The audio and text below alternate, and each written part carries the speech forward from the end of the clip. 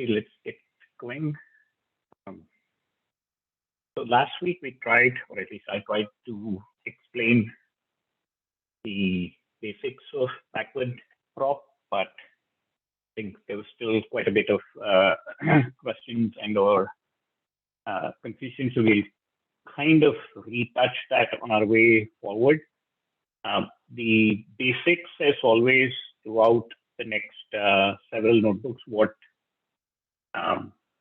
Jamie tries to do is first code all of the things that, without using PyTorch, he tries to code things that we would want in order for the neural network training, validation, and things like that to be able to work.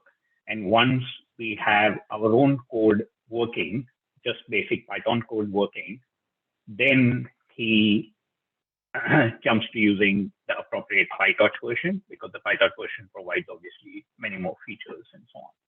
But he does that so that we are familiar with what the PyTorch construct does, and there's no mystery behind the PyTorch constructs if you have been able to code the same construct using Python ourselves.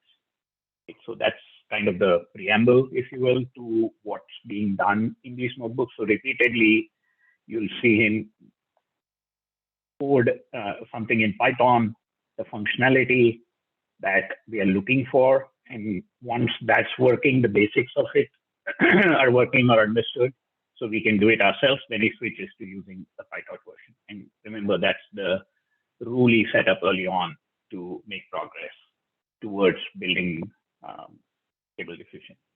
Now, let me share my screen and let me know when you can see it.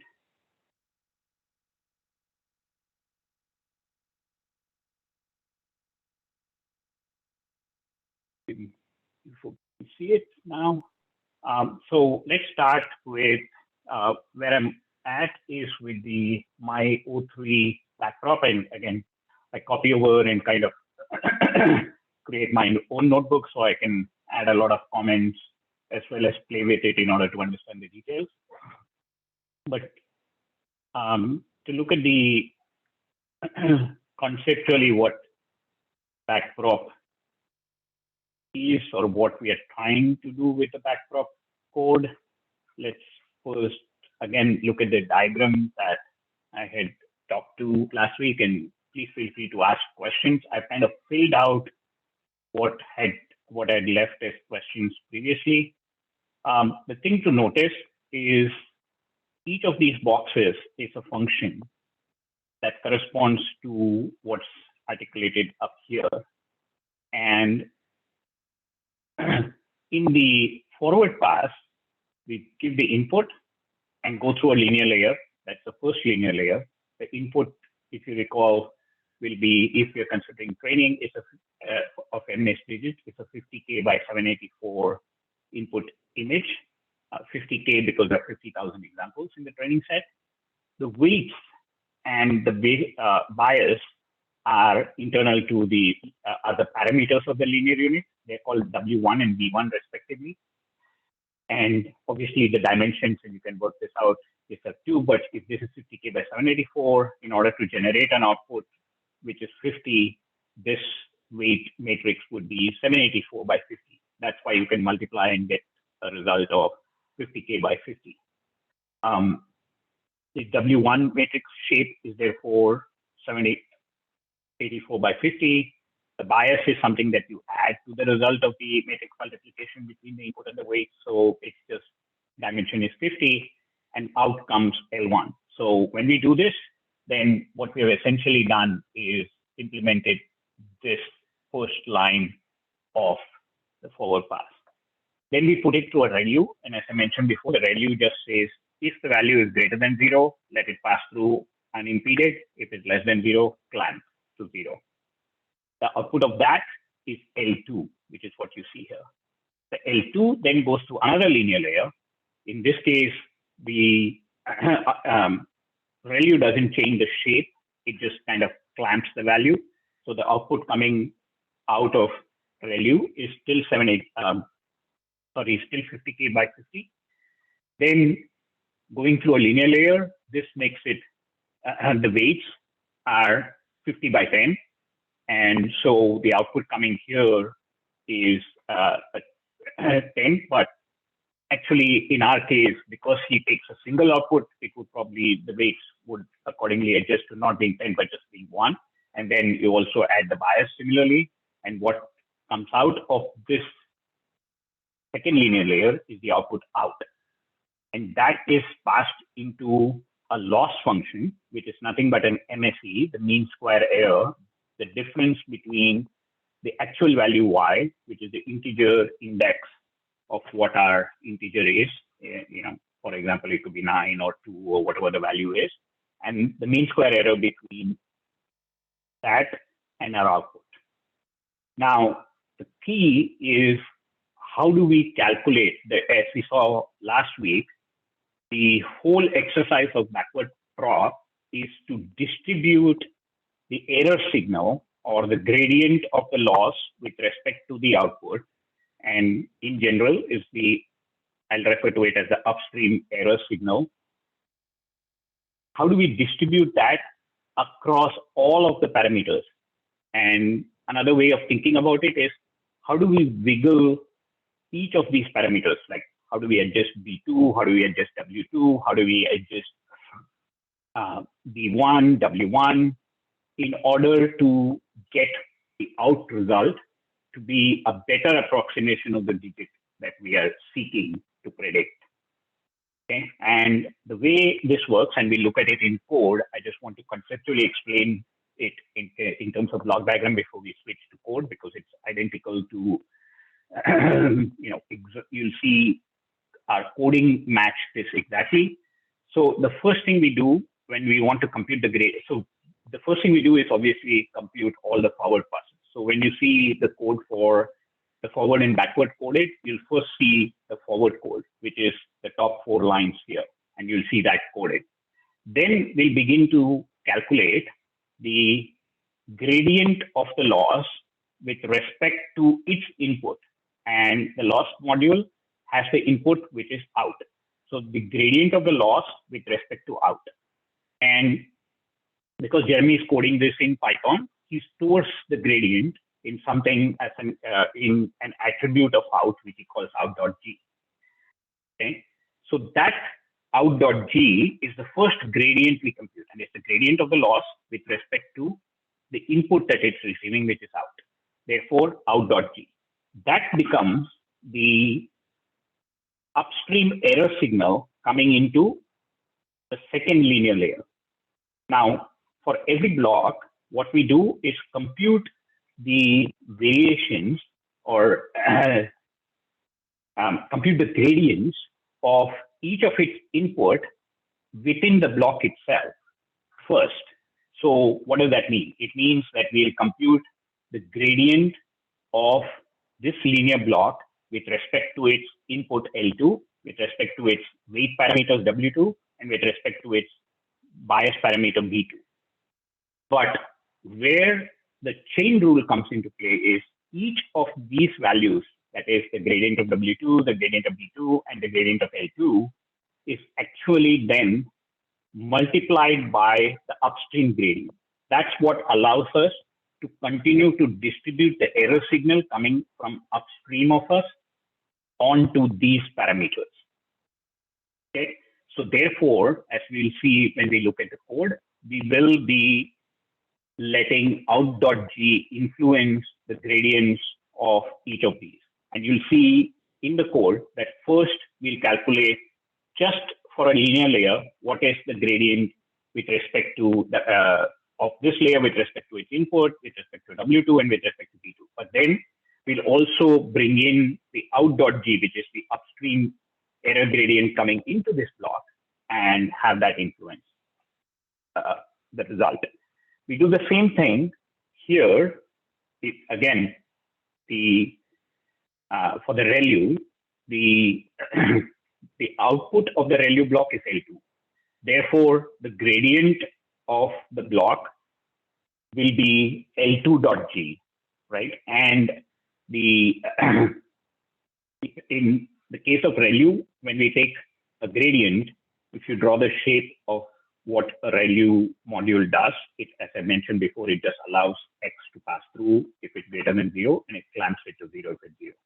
So given that, its gradient is just 1 when X values are greater than 1, and its gradient is 0 when X values are less than 0. So in effect, the ReLU gradient internally is just 1.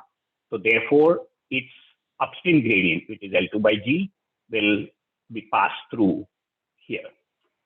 Then we come to the linear module, which is the first linear module, and we do repeat the same thing as before. That is, we compute the gradient of each of these parameters internally, and then multiply that by the upstream gradient, which in this case is L1 dot G. So hopefully, from this you can, and I would encourage you to kind of draw the shapes, do the calculations, and figure out by working through the details what I just tried to explain with a lot of words. And we'll also look at the code. Any questions before we move to the code? Okay, assuming none, let's look at the code for the forward and backward pass that Jeremy has implemented. So the first thing he does is, because we have two linear layers, he defines a function which helps us compute the gradients of the linear layer. Why? As a function. Why? Because we'll reuse it. We'll use it for the second linear layer, and we'll also use it for the first linear layer. So we'll reuse it, right? Now, remember that a linear layer has an input, an output, weights, and biases. And for the linear layer, when we calculate the linear layer's gradient, remember what I have shown in the block diagram, you always calculate the gradient with respect to the input, with respect to the weights, and with respect to the bias. In general, any block, you calculate the gradient with respect to inputs and all of the parameters that the block has. And in the linear layer, we have the parameters as W and D.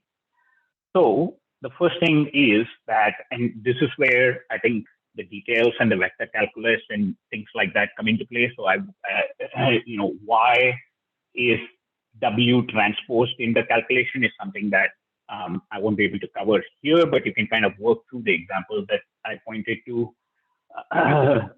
among the various links I provided. But what we essentially are doing in this is calculating three gradients. The gradients of the input, which is input.g. Now, as I mentioned, input.g is influenced by the upstream gradient, which is the gradient of the output of the block coming to us, which is multiplied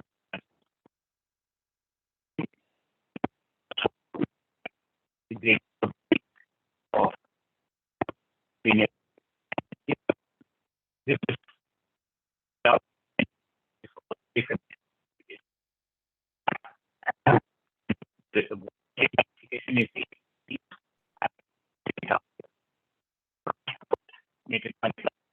out of G as input unsqueezed minus 1, element wise multiplied by out.g unsqueezed 1, and the squeeze and unsqueeze enable you to create the appropriate shapes so that the multiplication works as we desire. And we multiply element wise and then sum across the rows in order to get a gradient W.g. And the B.g is just the sum along the rows of all of the upstream gradients coming into us. Okay, so this is for one generic linear unit.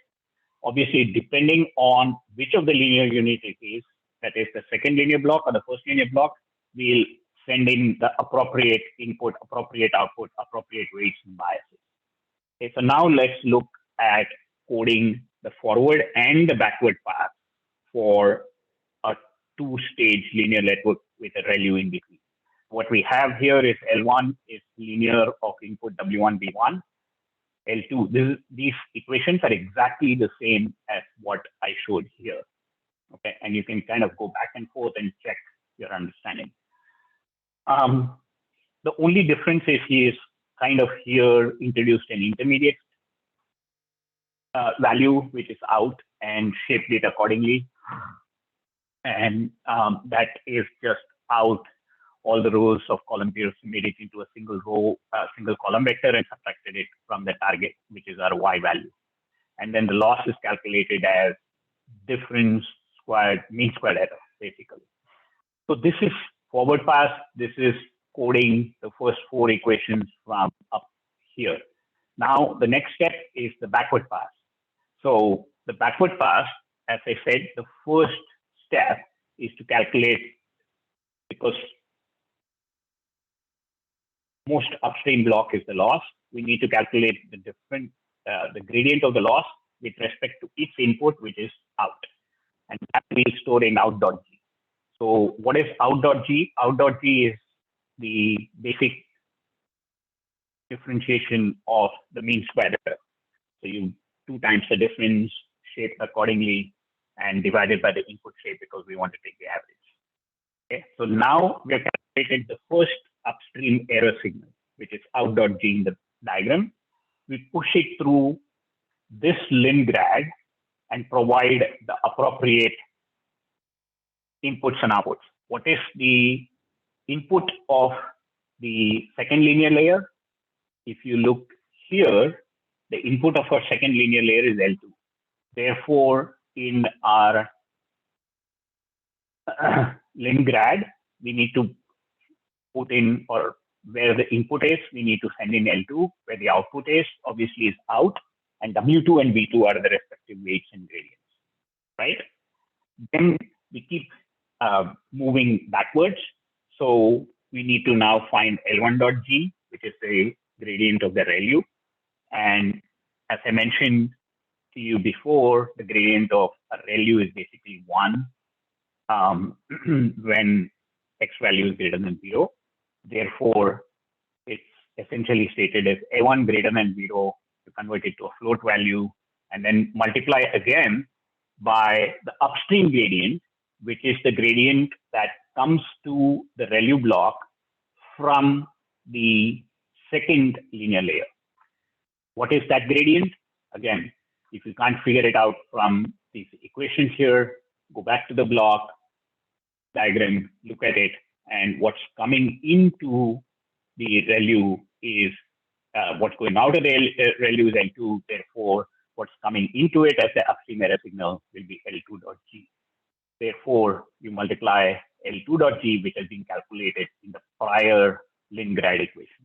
You do the same thing for the lingrad of the first layer, the first linear layer, and now we have calculated all of the relevant gradients, working our way back from the output error signal.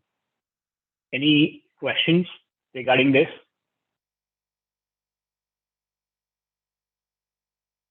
And as he says, as Jamie points out, work through, invoke the PDP, and work through the shapes in order to figure out why the shapes are what they are and why the weight matrix is transposed here, the input is transposed here, and so on and so forth. But by doing this, what we have done basically is ourselves coded using Python, using basic Python, the backward propagation of a simple neural network with 2 linear layers. No PyTorch, nothing, no framework, nothing. We have just calculated the forward pass and calculated the backward pass, which allows us to calculate the gradients of all of our relevant parameters. So we do that by sending it through forward and backward of X train and Y train, right? So all of the 50,000 examples goes through, compares for each of the examples, what's the MSE loss, propagates the gradient backward, does it for the next one, and adjusts for the entire 50,000 inputs. Now, what we're going to do here is just save them so that we can compare them to what PyTorch calculates and see that what we have coded is as good as what PyTorch does. So that's what he does here, just saving it. And then he uses the PyTorch function or attribute, which says you can, for every X, which is our input, clone it, meaning make a copy of it. And then the PyTorch functionality that in order for PyTorch to calculate the gradient, you have to say for every parameter or input, requires grad is the attribute you set. When you set that to true, it means it tells PyTorch, calculate the gradient of all of these values. So it calculates, right? And then he stores the appropriate values that PyTorch calculates by mapping make grad, which is, for every input that you pass through, it calculates the gradient, and you just map the make grad function onto the checks, and the checks are already, defined here, which is all the parameters that we want the gradients to be computed on, and that's what this function does.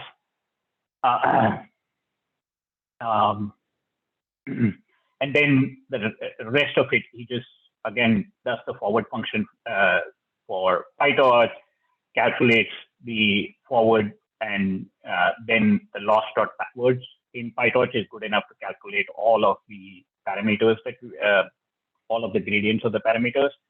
And then this is the function which checks our gradients that we calculated, W1G, W2G, B1G, B2G, and the input G, and compares it to W12, B12, B22, XT.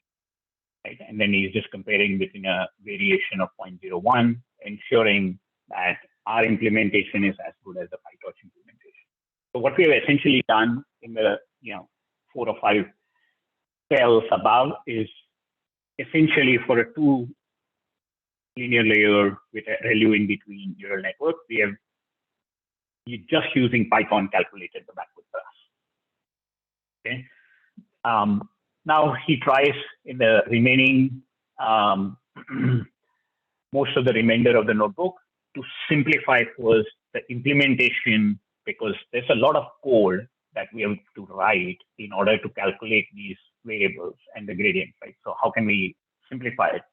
So basically, if there is a class in Python, you can call it by defining a dunder call within the class.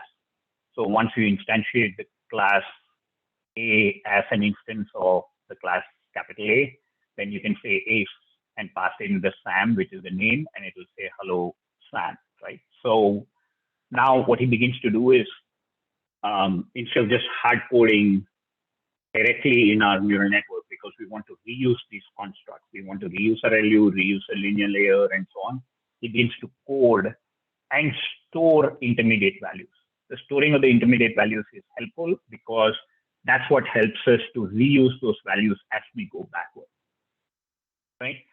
So ReLU is coded as you have an input. Output, as I've mentioned many times, is just the input clamped at 0. That means if it's positive, it will be the same value as input. And then you return self.out. The backward is the kind of the interesting thing we add. We add a backward method to ReLU, which helps it calculate the gradient and store it. So in this case, remember with a ReLU, there's just a single input, which is the input coming in, and the shape doesn't change as it goes out. And the gradient of the input, which is stored in input.g, but in a class, so for the instance stored in self.input.g, is basically exactly identical to what you see in this equation, except the input is L1, there our input is self.input. So you can just go back to what you had before and check that this equation exactly maps to what we had coded previously, right? And as I keep mentioning, the upstream gradient is self.out.g, and you have to multiply the gradient of the input, but with the upstream gradient. So that's what a ReLU class is. So now each of these classes, we begin to store their output and also define a backward method, which helps us calculate the gradient as we move backward. Same thing with linear. Linear has 2 parameters, weights and biases. Store the input, calculate the output, which is just linear of input, weights, and bias. We already have defined linear, which will just multiply appropriately and add the bias, and it will return self.out. Now for backward, we'll have 3 values, and you can go back and check again the coding prior what we had done, and these are the three equations for the backward pass that we saw previously. Right, so that's the linear class we have coded.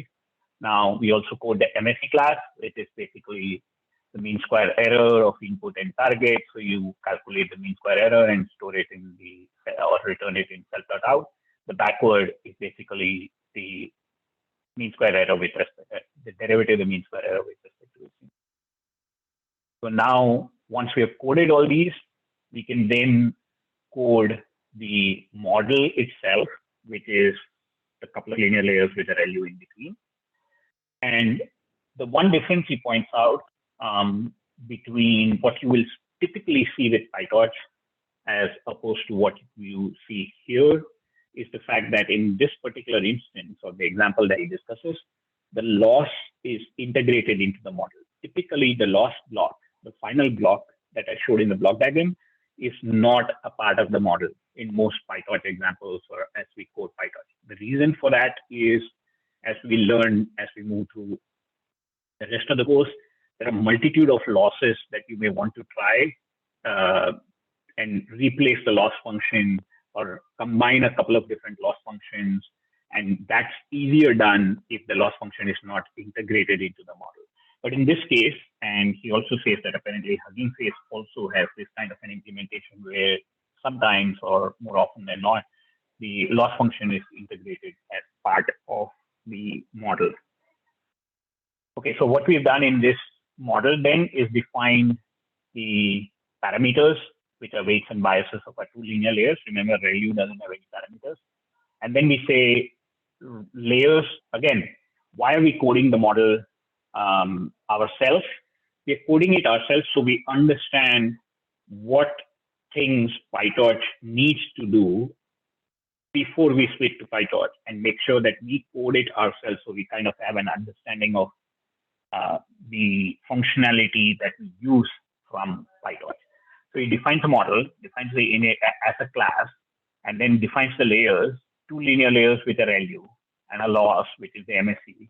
And as we have seen before, by defining a redundant call, we can say for L in each of these layers. So basically what we are doing is taking X, passing it through the first, for L in self.layers, the first L will be the linear of W1, B1. So what we do is pass the input through the linear layer, W1, B1 parameters, get the output X. Pass it through the ReLU and get the output. Then pass it through the linear layer of W2, B2 and get the output X. And then finally, using the loss function, calculate the difference for the loss between X and target. And we add the backward method, which gives us the ability to calculate the backward or do the backward propagation. And now you'll appreciate that essentially what the backward propagation has done, as we have coded previously, is it's calculated the derivatives of each of the parameters as we propagate the error signal back through the network. Okay, and then now here's where it's important why there is a reverse here, because when we are doing a forward calculation, then obviously we do X is L of X, right? For X, for L in self.layers. That means X is first passed through linear, then it passed through ReLU, then it's passed through here. But when we do backward, what we need to do is we need the error signal first to be calculated from the loss, which is what we do with this line of code. Then for every subsequent step, we pass it through the linear layer of the second linear layer, then the ReLU, and then the first linear layer. So that's why this code says for L in reversed self.layers, we have to go L dot backward. Because L dot backward, if we don't have the reverse, it will calculate this first, which is not what we want. And then if that's the case, then we'll obviously make a mistake or it wouldn't be appropriate. So the point is backward goes back through these, forward progresses forward through these. So, but coding this class, we have again accomplished the same thing. I mean, there's nothing new here other than, basically coding the model as a class. So now we can define a model, and we can just say model and provided the parameters of the two linear layers. So that's what we do here. Calculate the loss using this class. We have calculated it. Then we do the model.backward. We are executing this portion of the code. And again, we check all of these values are exactly the same as what we have computed prior, so that nothing has changed. So just because we coded the model this way, nothing in our original calculation has changed. Any questions? Okay, keep pushing forward. So now what it says is, wait, this is for a single instance of a class where we are coding a model. The model specifically has two linear layers with a ReLU, but all of that is hard coded into the model. But that's not what we really want to do. We want the ability to change model and make it whatever we want, right? So how do we refactor the code so that we are able to define a variety of neural networks and use a template or a framework and define everything on top of that class? So for that, he defines a module class. And a module class is defined as whatever arguments are passed into. Starargs basically says a bunch of arguments that are all passed in. You can combine them as starargs. It is extract each one of them and pass it to the function. We store the arguments that are passed in as in self.orgs. We calculate the output as self.forward.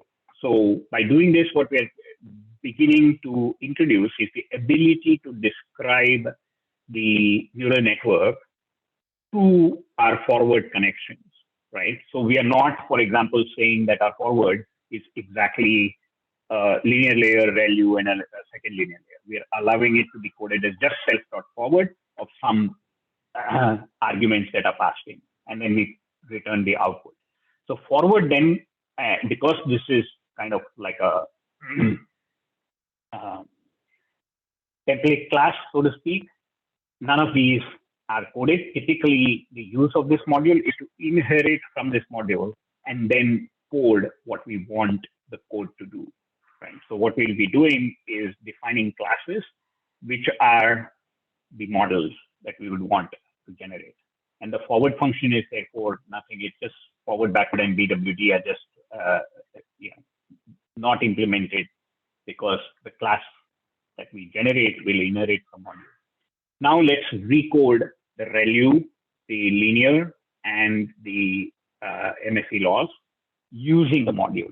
So now that ReLU has been inherited from, or the ReLU class has inherited from our module, again, I would encourage you to go back to where the ReLU class we coded, right? A lot of this, if you see, we initiate, input, kind of create the output, store the output, define a backward. Initiate the input, store the input, calculate the output, define a backward. So you could see that there is a lot of common code in each of these classes that by pushing it into the module code, we can code the actual model a lot simpler. So the ReLU then becomes simply a definition of the forward and the backward class. The forward class says essentially clamp the input if it's lower than 0. And by the way, and the backward BWD just says, here is the calculation for the gradient. Same thing for the linear layer. There's an init, which is the weights and the weight and bias, forward, backward, and calculate. Then the MSE, forward, backward. So if you go back and compare what this code and the code that we had previously, you'll see that this is much simpler, lot fewer lines of code, right? And so that's what we do as the next step in approaching what PyTorch actually does. And again, we check that everything works as before, that we've not somehow made any error as we calculated these. Right? So he's just simplified the whole model now to a couple of lines of code for each of the layers. Okay. And that, in essence, if you look into it, if you are aware of what nn.module does in PyTorch, or you'll see a lot of PyTorch code will inherit from nn.module. The reason we inherit from nn.module is essentially these kinds of reasons. That is, it provides we'll see more details as to how it's helpful besides the refactoring, but this type of refactoring is one of the major reasons why we inherit in PyTorch from nn.module. And the nn.module class is essentially doing what our module class did. Right? So again, what he has illustrated is you need not kind of be unaware or clueless about what the nn.module class does in PyTorch. You can actually code it yourself in a sense and understand the basics. It does a bunch of other things, but at least the basics of what an nn.module class that you inherit from allows you to do. By the way, there's also this article on PyTorch, which I think is still pretty relevant and useful, that I'd encourage folks to read. I think it's written by Jamie, called what is nn.torch really? And if you Google that, you probably get to read the write-up. That write-up covers a lot more than what we are going to go through here, but it's again a good reference point for what he's trying to explain here as well. Now let's try to understand what AutoGrad does that PyTorch implements, right? So now that we have coded the module ourselves, then we can use the nn module from Torch and inherit from it. And in torch.nn, there's also a functional module which typically gets imported as F. Okay, so now because we are inheriting from nn.module, you'll see that this code is very similar, but obviously now it's not just Python, it's PyTorch. So we initialize the torch values for self.w with random values of n and out. And we say that the weights and bias, the way to indicate that we need these are parameters and we want the gradient to be computed for these values is by adding the required grad function, or I should say method or attribute. Right, in this case, it's all of the above. And the underscore here says do the computation in place. So basically, it initializes it and says this particular self.w value is something that can be used in a gradient computation, and same for self.b. Now, here's the other interesting tidbit. Once we inherit from nn.module, the backward that we were calculating ourselves each time as to how to proceed back and calculate the gradients, interestingly, we no longer need to do that. Why is that? Because once you provide the connectivity of a network, a neural network, to PyTorch, PyTorch knows the way the network is laid out, and therefore, provided you've told it all the appropriate gradients, values that need to be computed, it can calculate itself the backward prop and go back through the network. All you need to do is define the network that you have going forward, and the backward prop happens automatically by the fact that it goes forward, calculates the loss, and then it pushes the loss error signal backward. So that's the reason why that using PyTorch framework and stuff, that is in effect the concept of an AutoGrad. That is, if you provide a network connectivity to PyTorch in the forward direction, then PyTorch has the wherewithal to calculate all of the gradients starting from the output and working backward, or starting from the loss and working backward. You need not code the backward function and figure out all of the shapes and other details.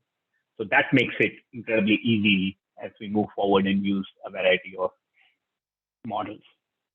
Right, so that's where in a linear, you just say, and basically you're just initializing the module class by saying super dunder init. That means you're allowing the NN module class and initializing that. Then you initialize the weights and biases, and then you say, when I'm connecting it, this is the way I want to connect it. That means input matrix multiplied by W, add the B, that's my forward connection. Then PyTorch figures out how to calculate the gradient of W and B and input using the error signal that comes into this module. That's the beauty of AutoGrad of PyTorch.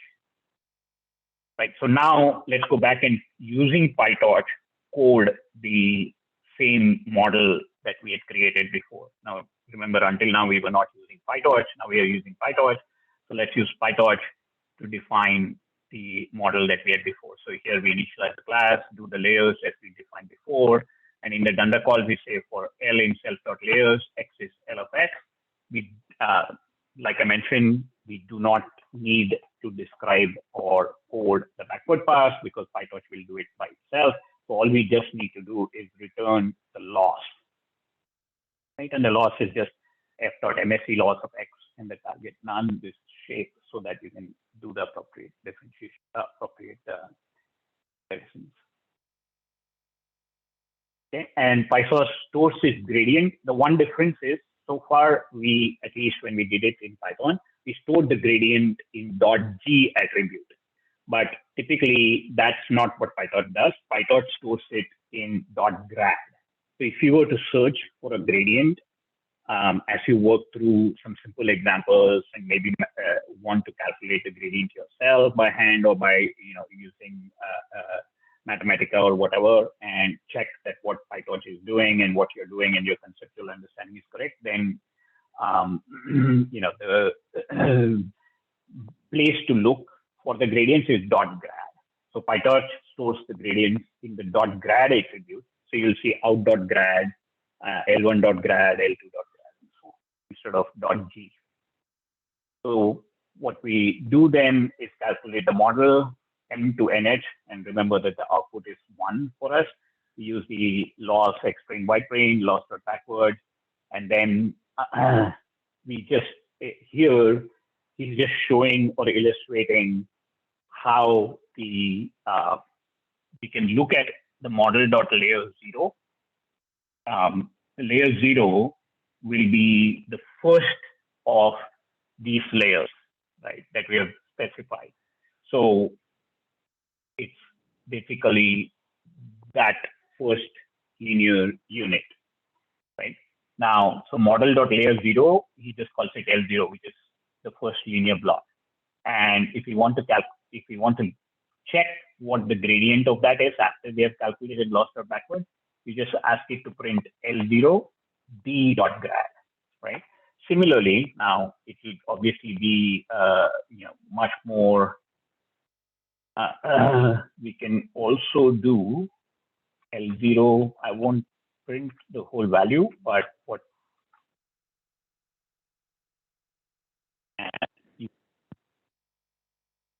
understanding is correct. Or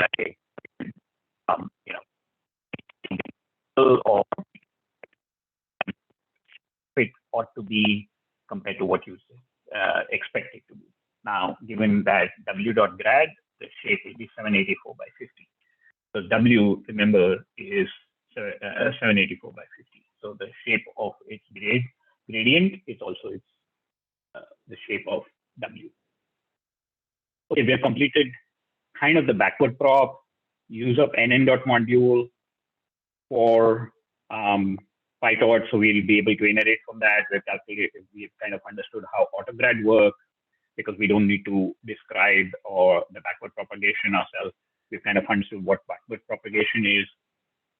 Given all of these ingredients that we already have, we are now ready to go into actually using a better loss function than mean square error.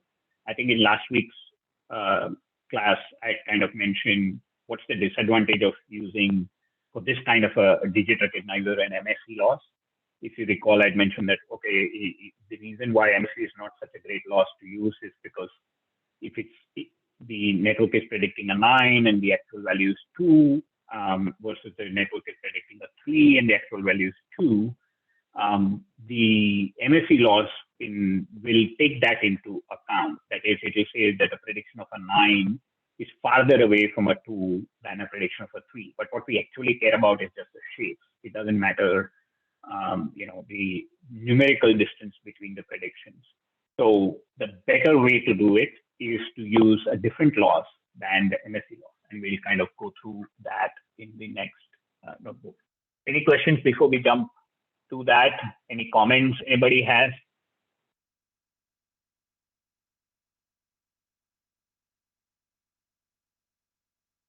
Anyone?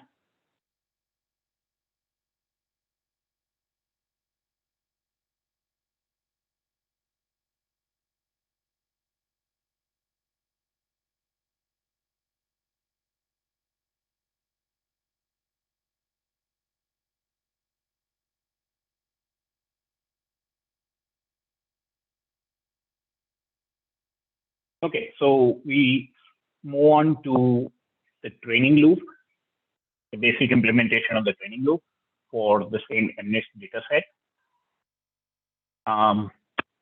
And we kind of do the basic imports and stuff like that.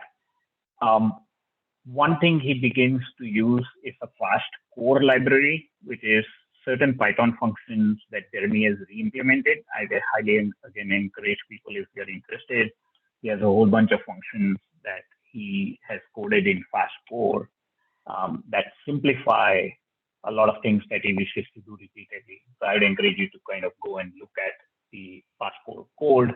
I also went through and explained the various functionality of fast core in a class. I'll provide all those links in the chat when we're done. So the setup and everything of the data is the same. We start with the NN module implementation that we saw earlier. So nothing new there. And then now, instead of a single output, we want 10 outputs. So why 10 outputs? Because remember that the output is actually for us a value that we want the output coming from our neural network to be a prediction of the integer that's most likely to be the label for our image. So that's why we have 10 values, because there are like pictures of integers from 0 to 9 in our input data set. And we calculate for the training set, as I mentioned, it's 50,000 times 10. Now, instead of the mean square error, we switch to using what is called the cross entropy loss.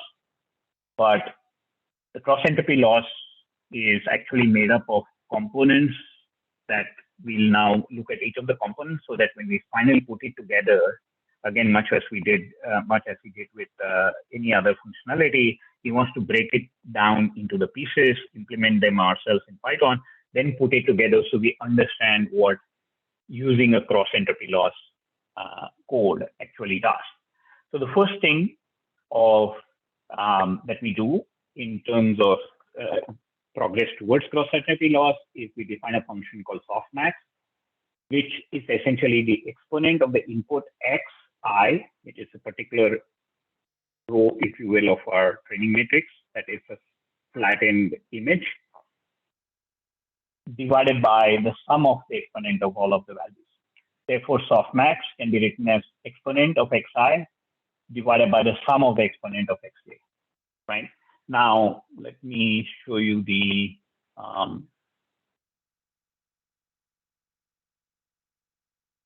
so this is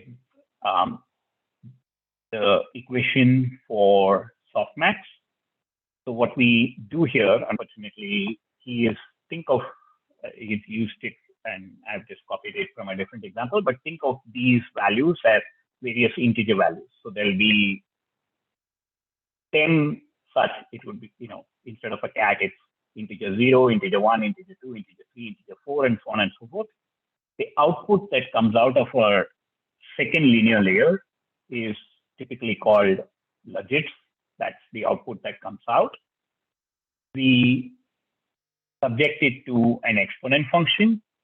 So we get the exponent, and then we add all of these exponents.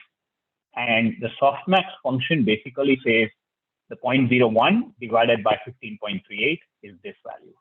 13.43 divided by 15.38 is 0.87. And we do that for every one of these values.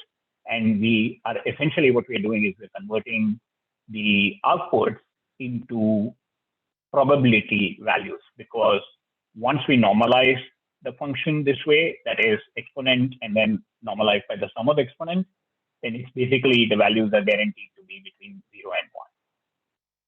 Right? Now, there are some simplifications that can be done to the softmax equation and its implementation. And let's begin to look at that. So this is the equation. But typically what we want to do in softmax, or I would say in any function in deep learning which uses exponents, we tend to implement the log of the function, because the logarithm is the opposite of exponentiation. So it kind of reduces the values and keeps it in desired ranges, one. The second benefit, as we'll see, is multiplications of values and divisions, multiplication and division become simpler to execute when we use logarithms. So instead of just doing the softmax, what we typically implement is log softmax. So log softmax is the log of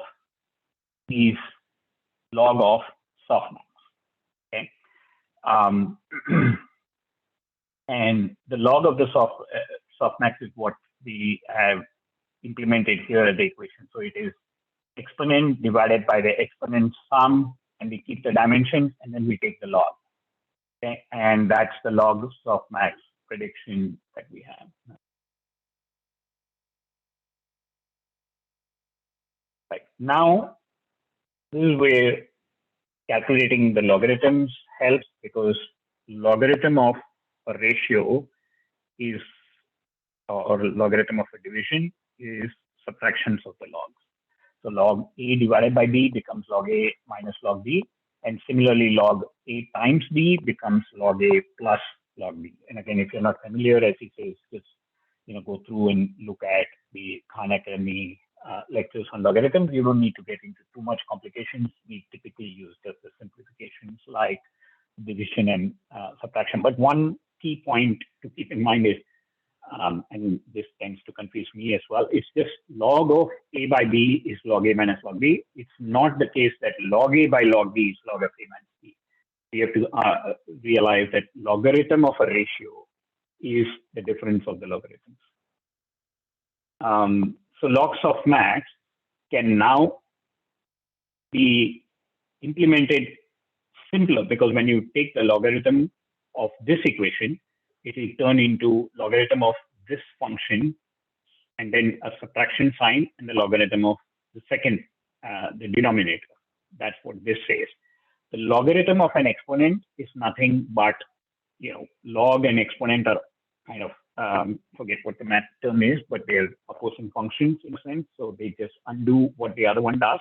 So you're left with input. So basically, what you get when you do the log softmax using this equation is applied to the softmax definition is x minus x, and sum, keep them log, keep the dimensions the same, don't change it, and take the log.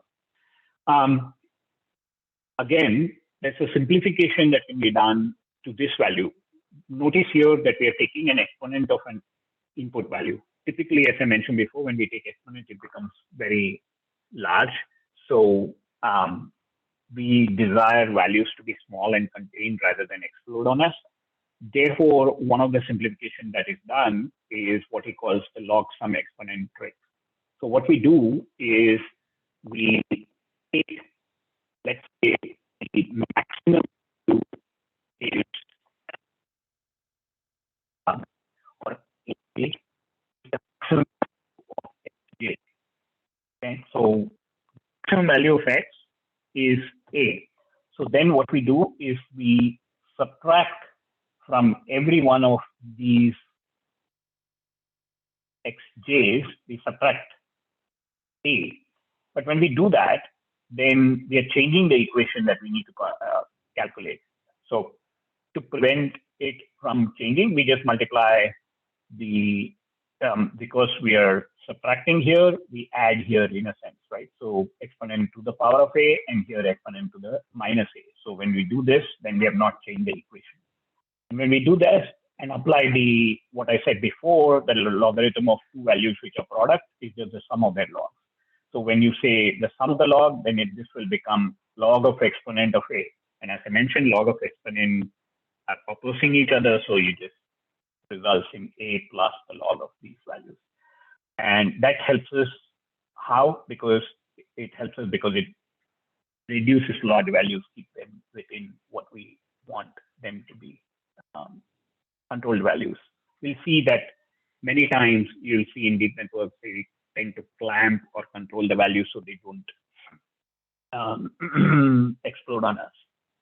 Then, so the log sum exponent trick is this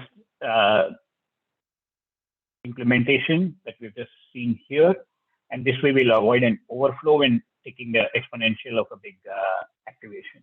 So we now define log softmax as x minus x dot, and then we'll use this new definition, log sum exponent minus one keep dimensions. Okay, and then we check that the log sum exponent that we have done and the prediction of the log sum exponent are all same.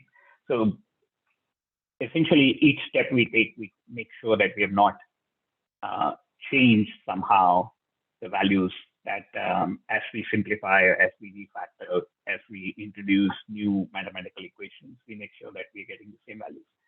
Now, what's the cross entropy loss? So far we have calculated softmax, and again, softmax has log softmax and then log softmax exponential rate, but we've still not got to the cross entropy. So cross entropy loss for some target X and some prediction is basically given by this equation. And the additional simplification that happens in our case is when, because we have one hot encoded all our values of integers, if when our X is the predicted value, then this is 1. When X is not the predicted value, then this is 0. Therefore, this equation simplifies to the negative sum of the log of the probabilities that we have predicted. That is the cross entropy.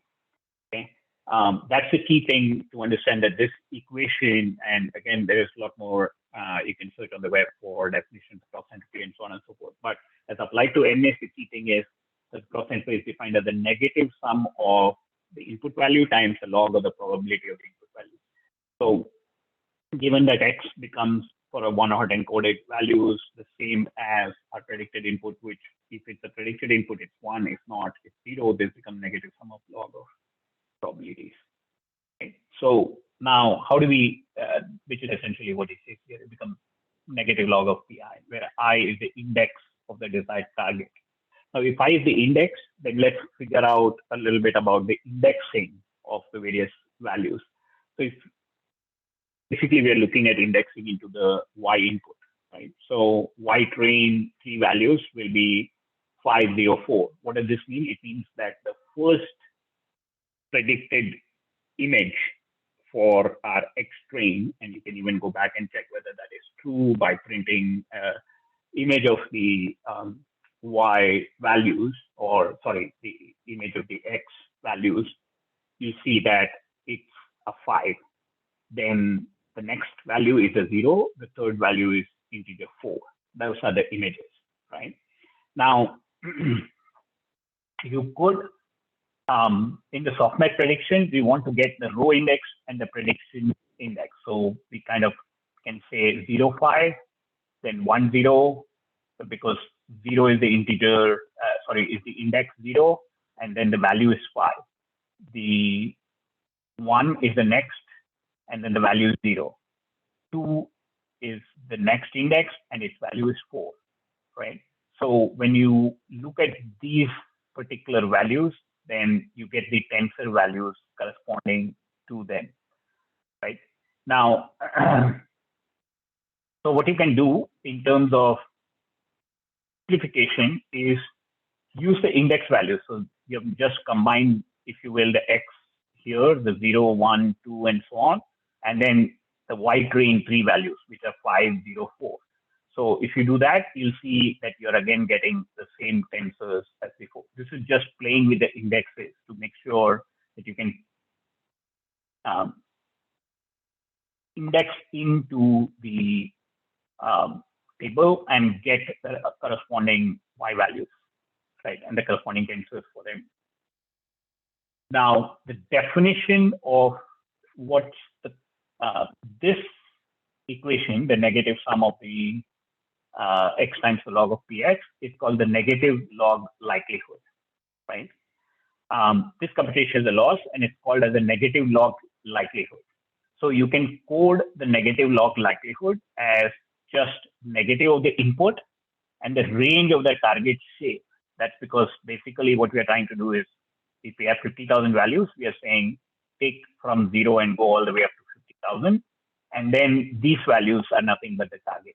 So this is just the generic coding of what he has illustrated, how we can get to this kind of a code. And that's why he has taken these cells to explain, or taken the trouble to explain why this formula works for us. That's the negative log likelihood. So you can calculate the loss as the negative log likelihood of what we have predicted and Y train, and that will be our loss. And let's say the loss is 2.30. Now, what we do though is we check that the negative log likelihood of the log softmax prediction of our predicted values and Y train and our loss is within this gap of what we have calculated. Essentially, just making sure that PyTorch calculation and our calculation by using our own code is identical as always. And in PyTorch, the log softmax combined with the negative log likelihood. So this portion of our code, when you take the negative log likelihood and use that on top of the log softmax, what you have is called cross entropy. So that's where you say test close f dot cross entropy of the predictions and Y train and the loss using a PyTorch code. Because now instead of doing NLL loss and log softmax, we have actually replaced it by f dot cross entropy. Switching for a minute to the explanation, you can see in the bottom of the chart, and you can go back and look at it. You can calculate the softmax, you can calculate the actual, and then you can calculate the cross entropy by doing this equation. Remember that it just simplifies to minus sum of the negative of y log p of yi. And therefore, you end up, the negative sign goes away because of this negative, and we get this output is the cross entropy loss. And sorry. So now that we have adjusted the loss from MSE to cross entropy loss, we are now at a place where we can build using all the PyTorch functionality that we have had so far, a training loop. Okay. And what's a training loop? Basically, we will give each input to our model, generate the output, backpropagate, that will help us generate the gradients, but it's not enough to do it once. We'll do it multiple times and kind of begin to get a better idea of how we can improve our network to get it to train by giving it a lot of examples of where it's going wrong and where it's doing the right thing, and get it to perform better. So basic training loop has the following functionality: get the output of the model on a batch of inputs. So instead of taking all 50,000 of our inputs at the same time, we'll take some smaller subset of them, maybe 64 to 56, some number like that. So that's what is a batch of inputs. A batch of inputs is basically a subset of the inputs. Compare the output to the labels we have and compute a loss. And the loss in this case is the cross entropy loss, not the mean square error loss. Then calculate the gradients of the loss with respect to every parameter of the model. This is where we go back and calculate those values. Then update the parameters with those gradients to make them a little bit better. This is where we tweak the model.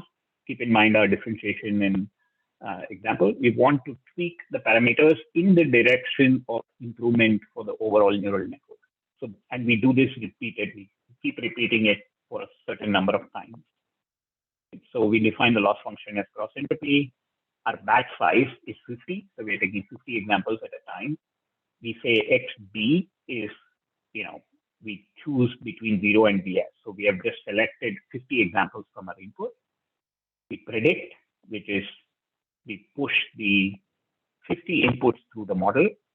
And then we say, okay, tell me what are pred 0 and what's the shape of pred. And again, at least for learning purposes, I highly encourage you to kind of course, you can't predict the pred 0 values, that unless you work it out by hand and so on. But at least preds.shape, I would encourage you to kind of guess and or work out what it would be and then run the cell. So you can kind of say, oh, I understand that the pred shape would be 50 times 10. Because remember, 50 inputs we have taken and passed it to the model. So the model is now predicting the integer values, or actually I should say the logit, the 10 values for each of the 50 examples.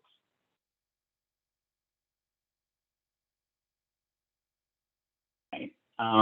He just, again, the reason I'm commenting out is if we print preds, it will be a 50 by 10 matrix. But that just occupies a lot of area. And now YB corresponding Ys. So it will be the first 50 values of Y train, right? That's what we have. And obviously you can see that, the first 3 values are 5, 0, and 4 as we have seen, and then a bunch of other integer values. The loss, what is our loss function? The loss function is, we already created a loss function, which is F, and defined it as F dot cross entropy.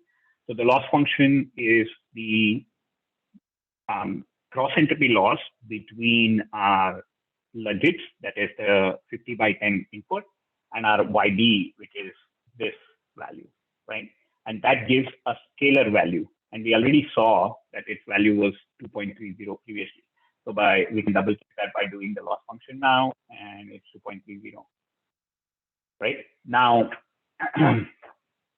the other thing that we are actually interested in computing is the prediction of each, the prediction of the integer value for each of our 50 inputs, right? So how do we do that? Well, we do that by saying, what is the highest probability of any location, what's the highest probability among the 10 values that we have predicted? And we choose the integer index of that. And when we do that, that's what the function that helps us do that is the argmax function. So argmax basically says, give me the index of, if there are 10 values or whatever the number of values, in this case 10, give me the index of the value that has the highest probability. That is the integer value of what our network is predicting that image to be, right? So by taking the argmax of the predictions, remember preds were 50 by 10. So by taking the argmax along the column dimension, so for every row of the 50 predictions that we've done, we choose the maximum value along the columns, and that will tell us the integers that we are predicting. Okay, so that's what the argmax function along the dimension 1 says, and this is what we get. But you can see already that our first actual value is 5. It predicts a 3. The second value is 0. It predicts a 9. The third value is 4. It predicts a 3. But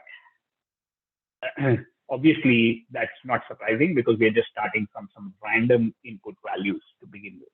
We haven't yet trained the network, right?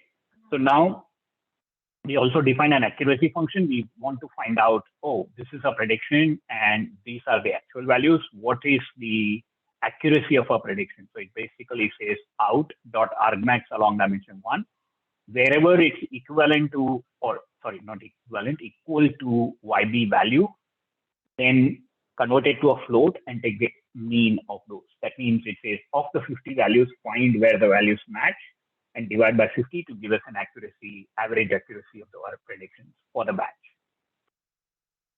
Right? So if we calculate the accuracy right now, even we start off with random values for the parameters, it's as low as 0.08. So it's obviously our network is performing horribly because it's even far worse than random guessing.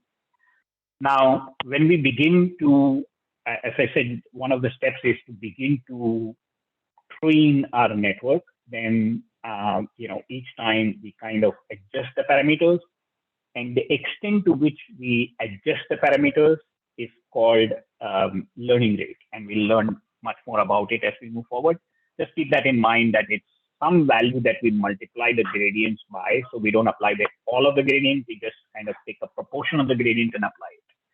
And the epochs is the number of times that we go through the training loop. Right. So those are the two what are typically known as hyperparameters.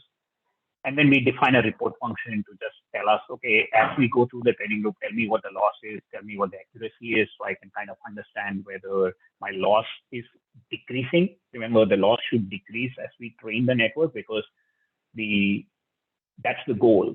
We want to reduce the loss because as a network gets better at predicting the output, it should get better at predicting the actual values, which means the loss will go down and our accuracy will go up.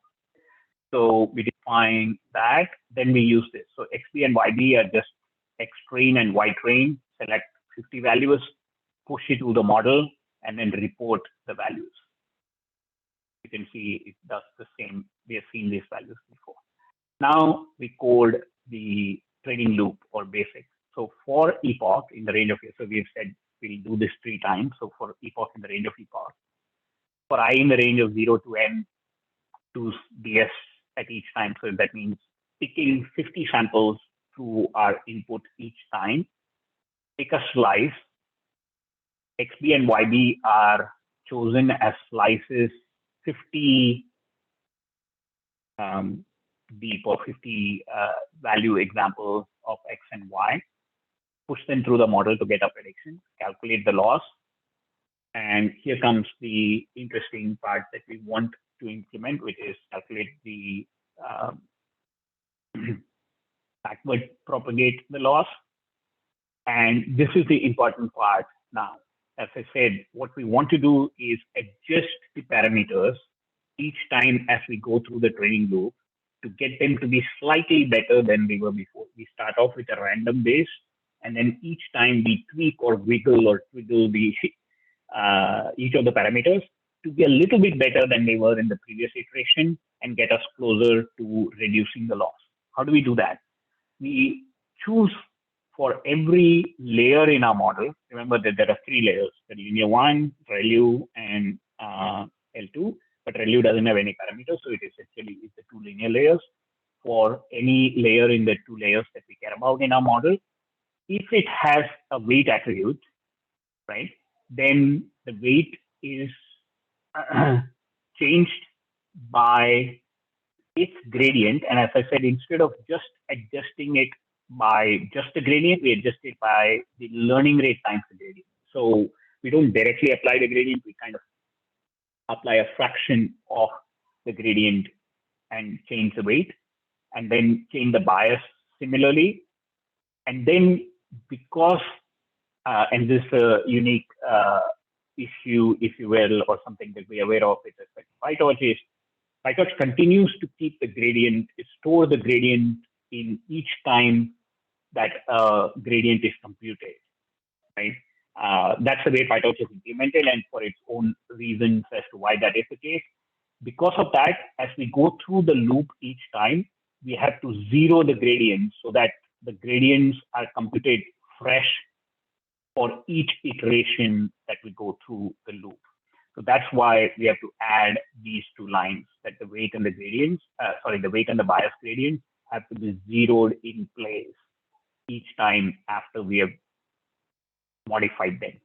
and then we report the loss, the predictions, and the YP. And we see that even after just 3 epochs of doing this, we have gotten from, we've gotten the loss to reduce from about 0.112 to 0.08, and also the what's the second is the accuracy, and we have now gotten accuracies up to 0.96. Right? So even 3 loops or 3 epochs to the training of our training set, we are able to get the network to predict the integer values with 96% accuracy. Now, keep in mind though, and this will become important as we learn more and go through the rest of the course, is we are checking the accuracy on the training set itself that we have used to train the network.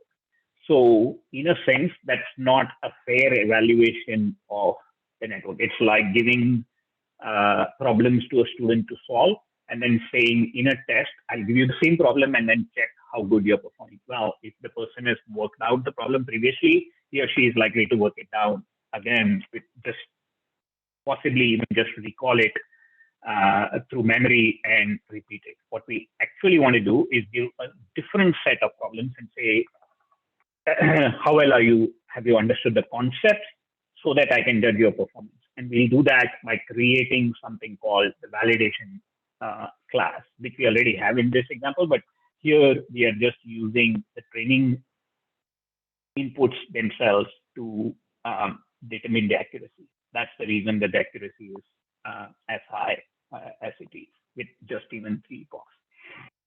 Okay, again, this is a lot of code in order to write a training loop. So once again, simplification, but before we simplify, we again kind of try and implement what we expect PyTorch to do ourselves, right? So the next step is, instead of figuring out for every layer what are the parameters and then multiplying the gradient of the parameters by the learning rate ourselves and having to remember to zero them out, we will use PyTorch functionality, which will help us simplify that. Okay, and how do we do that? So this is where the added functionality of nn.module that I was referring to earlier comes into play. So what happens here is if we define m1 to be nn.module and m1.foo, that is the foo attribute of the m1, to be nn.linear with 3 inputs and 4 outputs, then if we print out m1, what it says is, well, my foo attribute is a linear function of 3 input, 4 output with a bias true. Okay. Now, the reason to use this example is to say, if we want to, because of the capabilities of nn.module, if we say, what are all the named children of this module? By named children, what are the layers, if you will, within the module? Then it says, oh, I have labeled it as foo, and it's a linear function, right? So it's able to, the nn.module has this capability, or you can say when we have added the attribute, then it's able to kind of say what the attribute is. So named children in general for the nn.module is a generator function, and you can look up what a Python generator function is. It generates the object module, and so if you list it, then you'll get the value of the named children. Similarly, what you can do is, instead of just asking it for the named children, you can ask it for the parameters of that. So if it's a 4x3 linear network, you'll obviously have weights and biases which correspond to 4x3, right? So 4 rows, 3 columns. So m1.parameters, if you list it, will give you 4x3, and obviously because it's a 3 columns, the bias will be, bias will be the 4 rows. So m1.parameters gives you the weight and gives you the bias values. Okay? And it also says that these are required grad equal to, which means that we want the network to be able to compute the parameters. So in the additional advantage we have seen of nn.module is, instead of code, instead of calling each of the parameters that we have within our network by its value and having to remember them and then do the calculations, we can just say for all the parameters in the network, do the simplification or do the tweaking that we are trying to do, right? So that's yet another simplification that we'll implement. So the MD parameters. So by assigning to an attribute of the module, it auto tracks what is in the module and the parameters corresponding to that, right? Now, the more typical way to do this is to define the network within by inheriting from the module and then defining the various classes. So you can see here what we've done. We initialize the superclass. We call it an MLP, which is basically a multi-layer perceptron. And the two layers are L1, which is a linear layer, L2 linear layer, L value. And then in the forward function, we define the way we have connected it, which is basically start at the innermost. So first linear layer gets the input X, that sends its output to ReLU, which sends its output to self.L2, which then returns the output. So basically this MLP is essentially the identical in coding to what we have been coding so far in Python through the various prior exercises. Right? So this is the way that it's easier for us to then use the parameters values of these layers and not have to do each one of them ourselves.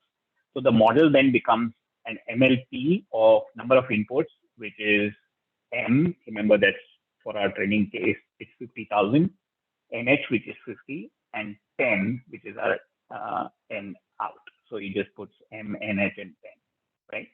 And then model.L1 will be self.L1, right? So it will be the linear layer of N in and NH. So this is 784. This is 50K, and this would NH would be 50. Right? And the input features are 784, the output features are 50. Right. So the model, if you print it, it gives you this. And as you see, each of the attributes has a name. So we are able to calculate the parameters for it. So now we see that if we do the following for name and layer in model.nameChildren, print the name and the layer. So what it says, if you use this function, it basically says, okay, the name of the layer is L1. And it is a linear layer with input features 784, output features 50, and bias is 2, L2, and this. So that, and now we can say for P in model.parameters, print pre.shape. You can kind of figure out what is W1, bias 1, W2, bias 2. So instead of having to specify individually as W1, W2, B1, B2, and kind of going through that line item by line item, we can just use this kind of functionality that PyTorch provides.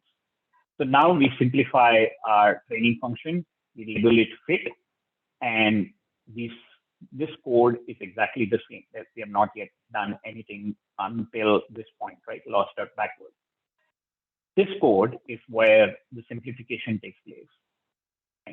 So why is it simple? Because with .NOGRAD, which means basically, and you'll understand that better as we move forward, but basically here it says, you don't take the gradients. And the reason for that is because we are doing it manually. Eventually we'll get to the point where we'll let PyTorch take the gradients and so on. But right now we say, we are going through it manually, so you don't take the gradients. But for every parameter in our model, for all of the parameters in the model, do the following. Take the parameter, tweak it a little bit in proportion to its gradient multiplied by the learning rate.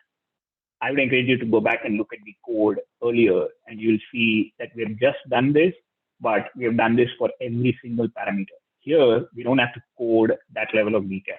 We just say, for P in model.parameters, P minus equals P.grad times learning rate. And then the other thing we do is say model.0grad, which means make all the gradients that are there for all the parameters in the model to be 0, because we also have to zero the parameters, if you will, zero the gradients as we saw before. So that is the next simplification we make. And we again calculate fit, and depending on the choice of stuff, we get it again. The reason it's 1.00 effective config is the fact that this is on the training set, right? So it's not on the validation set, but we get a pretty good result. Now, how did the NLP in an instance of NN module know the layers and parameters automatically, right? And this is where it says, well, it does it because it uses the set attribute function of Python, right? And behind the scenes, PyTorch overrides the set attribute function in NL.module so that the submodules we define are registered as parameters of the module. So what we have defined when we inherit from NN.module, and then we do the things like L1, L2, LU and stuff, it automatically registers these as layers of the module, and then the functions like parameters and children and stuff like that are supported because of the inheritance from the NN.module of PyTorch. So that's how that works. Now let's keep going forward to see whether we can do. Here it's a little bit of a aside. He just tries to explain how the set attribute function can work in a module by coding an example of, instead of using an NN.module, let's just use my module as a class that will inherit from. So in order to kind of illustrate what PyTorch does, he codes it himself in Python. So it says, under init class, we create a dictionary of the modules, and we store the two linear layers, self.l1, self.l2. Eventually, we'll be adding those as the module. This is the registration process that NN.module actually does for us. He's just illustrating how it works. And then the way it loads the parameters and is able to access the parameters of the children and stuff is because it modifies the under set attribute in the NN.module class, modifies the set attribute function. So it says, if A dot starts with, if it doesn't start with underscore, then make sure that the self.modules K is V. So this is where the registration happens. So I've kind of explained, so put the value of layer definition with the key of its name in the module dict, and then call the Python's normal set attribute function to actually set the attribute. So what happens is the parameters get, or the layer gets registered and the parameters get added by changing or modifying the set attribute function. That's what module does. And of course, he also illustrates under wrapper, and then he says, he also says, okay, we can also add a parameter function, which basically says for everything in the module values. So everything in this module's dictionary, and the module's dictionary would have had the, for every layer K, L1 and L2 would be the K values. The values of the parameters would have been added to the modules, and therefore the parameters are for L in self.modules.values, because this is a dictionary. The values of the dictionary are the values of the parameters. And when you call the parameters like we did before, it returns a generator, and the generator is yield from L.parameters. So if you list it, it will list all of the parameters. So this, my module, is a kind of an example of the NN.module functionality that provides the registration of the modules and the access to all the parameters of the registered layers. So that's the additional PyTorch functionality that helps us. So MDL is my module MNH10, let's say MDL, and you can see that MDL is L1, L2. Right? And then so for P in MDL.parameters, print P.shape, and it will give you the same thing as before. Right? So now we have created our own version of NN.module, which does all of the, I mean, we already did, but there we didn't have this additional capability of accessing parameters and putting the registration of the layers in the dictionary and stuff. Now that we have seen how those functionality of the NN.module of PyTorch works, we can now switch to using the PyTorch version of the module, right? The next thing is, next simplification we do is, how do we create a model where we had layers and kind of simplified that even further, so we can just define a sequential model, which is in the sequence that I described, you need layers. So it talks about the reduce function and what it does. So we have seen this usage before. We just described the number of layers in a list. So the layers going forward are linear value linear. And in the model that we want to describe, we say self.layers is layers. And then for the integer and the layer, in enumerating layers, we add module layer I to be the layer L. So basically what we're doing in these two lines of code is registering our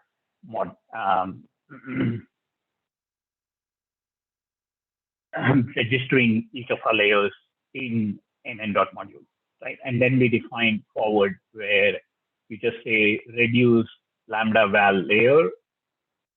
Basically, this just says you apply the layer to the value, and you take each of the self.layers and repeat this function, and you start off with an initial value of x.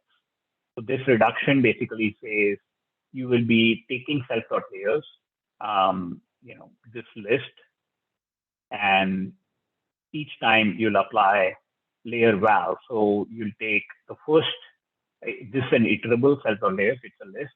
So you'll take the first of the list, take the initial value x, and the value you get will be the first linear layer's output of x. Then you take the second, which is the ReLU, and you apply it to whatever output you got earlier. Then you take that and pass it through the second linear layer, and that will be your output, and return that value. That's your forward. And so this is yet another, if you will, simplification of what we would like to do. Eventually, we get the same value, right? The equivalent of pushing through all these things ourselves, registering our layers, and so on and so forth, that is a simplification in PyTorch that helps, that does all this for us. You just, instead of saying NN.module, instead of using just NN.module, you use NN.module list, and you give it a bunch of layers, which is a list, and it does all this for us. So all this code that we wrote of registering and all that is not needed. All you can do is say self.layers is NN.module list, and you give layers, which is an iterable, which is a list that we want to provide of the sequence of layers that we want. And then you define the forward function, which is L in self.layers. So yet again, basically implementing something that PyTorch does ourselves, so we understand what it is doing, and then using the PyTorch version. So it continues, as you can see, repeatedly refactoring the code, each time kind of expanding the capabilities of what we want to do. And at the same time, once we understand the implementation of what Python does by implementing it in Python, then jumping to the Python implementation. So NN sequential is the same thing that is even more convenient class, which does the same thing as what we were doing with module list. So we can just define NN.sequential and give it the inputs of the 3 layers, so we can create the 2-layer network this way as well, instead of going to module list and so on and so forth. Then we say fit, loss function, accuracy, and check that it gives us a very similar result. And the model is a sequential model, is again the same model as we had before. It's just that we have been able to describe it very simply. The next improvement that we do is, instead of ourselves taking the gradients, propagating backward, or first instead of ourselves propagating the loss backward and taking the gradient, multiplying the gradient by some fraction of learning rate, there is something which allows us to simplify this whole process by which we twiddle the input parameters. And that functionality, if you will, is encoded in a class called the optimizer. So taking the gradient of the parameters, updating the parameters, and zeroing them, and iterating through this is common in any training loop, right? So it's a repeated thing that we do often. So all that is abstracted away and shoved into a function, which is our optimizer function. So something that does this is called an optimizer. So essentially, again, we will be using PyTorch optimizers, but let's first implement it ourselves in Python to see what it is supposed to do. And then we can switch over once we've done it ourselves. So what does an optimizer class look like? Well, we want the parameters. We want the learning rate, which we want to specify. And you initialize the parameters and the learning rate, right? Remember that the params that comes to us from our registered module will be a generator. So we need it to be listed in order to convert it to the actual values rather than leaving it as a generator. We need this function, the optimizer function, to do two things for us. One, we need it to calculate the gradients and change the parameters slightly in proportion to the direction of the gradient and the value by multiplying it by the learning rate.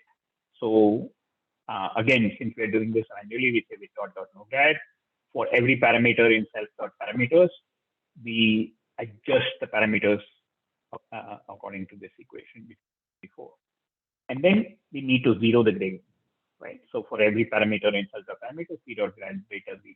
So data 0 basically says that we take the actual value and zero it out.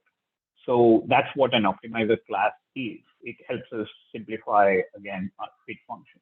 So now we define the model using the sequential, and we define our optimizer. Remember that the optimizer we have defined requires the parameters to be provided. Our LR has a default value, so we don't need to provide that unless we want to change it. So that's our optimizer instance. And then we simplify it. You can see our fit function begins to look tighter and tighter as we go through these three factors. Now we do all of this until here, no change. Then the whole sequence of things that we used to do before reduces to 2 lines of code: optimizer step, optimizer zero grad.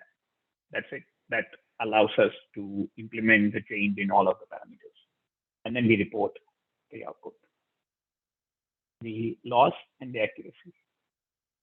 Right. Now, PyTorch provides this optimizer class equivalent.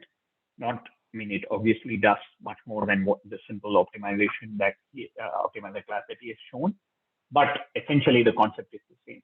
So you import the optim class, and here he now begins. This is not anything that is PyTorch related.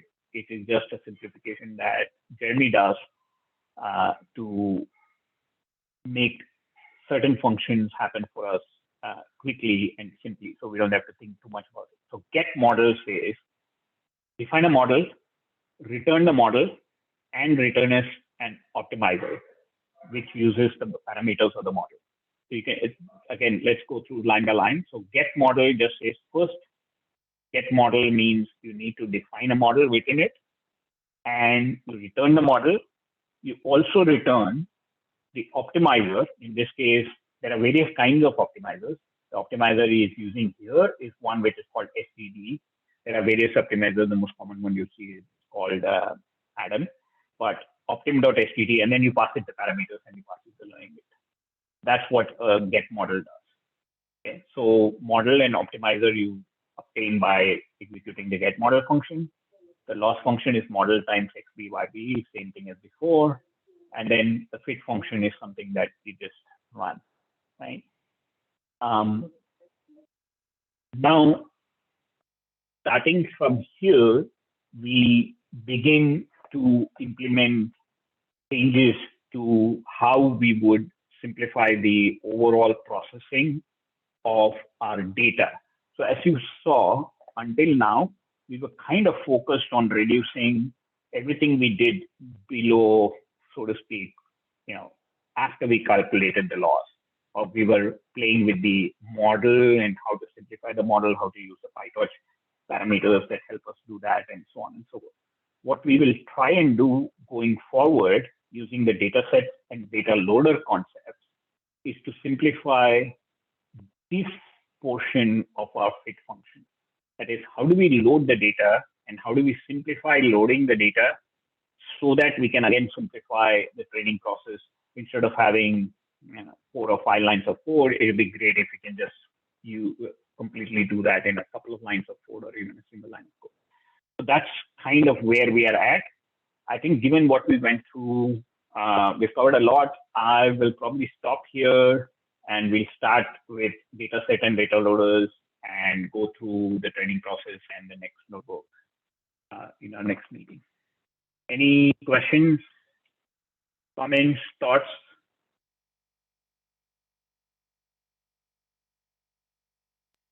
No, this was very useful. Yeah, I put in 2 things in the chat. One is like a cheat sheet. I think you have it in your slides as well. Maybe slide 12, where you have these formulas. So I found this quite useful when, trying to understand that lin grad, right? I think the definition, where it shows you how to, do the backpropagation part, right? Where you multiply the output grad by the transpose of the weights to get your input. Or yeah, the shape thing is something which is always a challenge, but right. There is this Stanford course that I think I posted a link to that, a particular lecture within the Stanford NLP course, where the kid is doing. Yeah, that guy really gives you a good methodology for figuring out the transpose and so on. Right. So yeah, I appreciate you providing those links. I'll include that in the Slack. Okay, great. Thanks for joining and see you all next week. Cool. All right. Bye. Thank you so much.